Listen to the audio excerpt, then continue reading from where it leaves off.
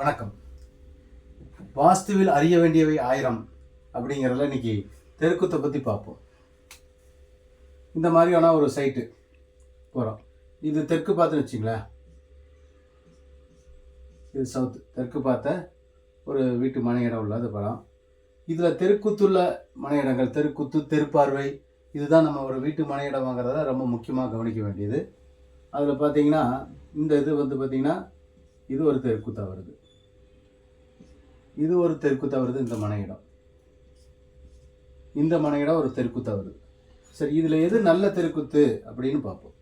2 நாளைக்கு முன்னாடி கூட ஒரு படம் அனுப்பிச்சுட்டேன், நம்ம குழுவில் அனுப்பிச்சுட்டேன். அது இந்த படம் தான். இந்த மாதிரியான இடத்த வாங்கலாமா வேண்டாமான்ட்டு நம்ம குழுவில் பதிஞ்சிருந்தோம். இந்த இடத்தோட அகலம் 40 அடி, இது 60 அடி.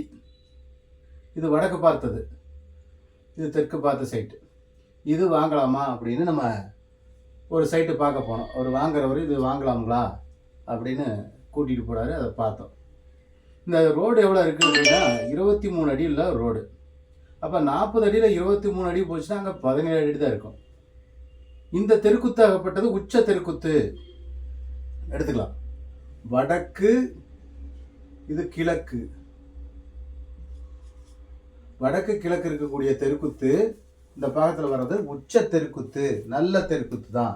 சரி, வாங்கலாமான்னு கேட்டால் நம்ம 23 அடி ரோட்டில் இந்த 23 அடிக்கு தெருக்குத்து வந்துடுது. மீதி 17 அடி. இங்கே 1 மீட்டர் விடணும். அப்போ அங்கே வீடு கட்ட முடியுமானா கட்ட முடியாது. அப்போ இது உச்ச தெருக்குத்து, நல்ல தெருக்குத்து அப்படின்னாலும் கூட, நல்ல தெருக்குத்து நினைச்சாலும் கூட நம்ம இது என்ன பண்ணணும், ஒரு 60 அடி 70 அடி இருந்தது அப்படின்னா நம்ம இந்த இடத்த கழிச்சுட்டு இங்கே வீடு கட்டலாம். இந்த சைட்டையும் சேர்த்து வாங்குற மாதிரி தான் வாங்கலாம். இதை வாங்குறவங்க இதையும் சேர்த்து வாங்கினாங்கன்னா இது ஒரு 40 அடி வாங்கினாங்கன்னா இது பூரா, இந்த ஏரியா பூரா வீடு கட்டிட்டு இது பூரா காலி இடமா வரலாம். இது மட்டுமே வாங்கக்கூடாது. சரி, வாங்கவே கூடாதா, இந்த சைட்டு விற்கவே விற்காதானா தாராளமாக விற்கலாம். யாருக்கெல்லாம் விற்கலாம்?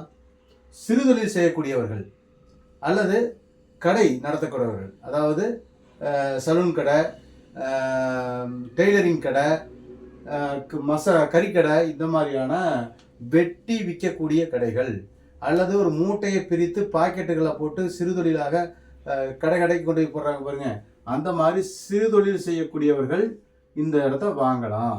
அவங்க இந்த இடத்துல செட்டு போட்டுட்டு தொழிற்சாலையாக அந்த பாக்கு மட்டை தயாரிப்பு, இந்த மாதிரியான சின்ன சின்ன தொழில் செய்கிறவங்க இந்த இடத்த வாங்கலாம்.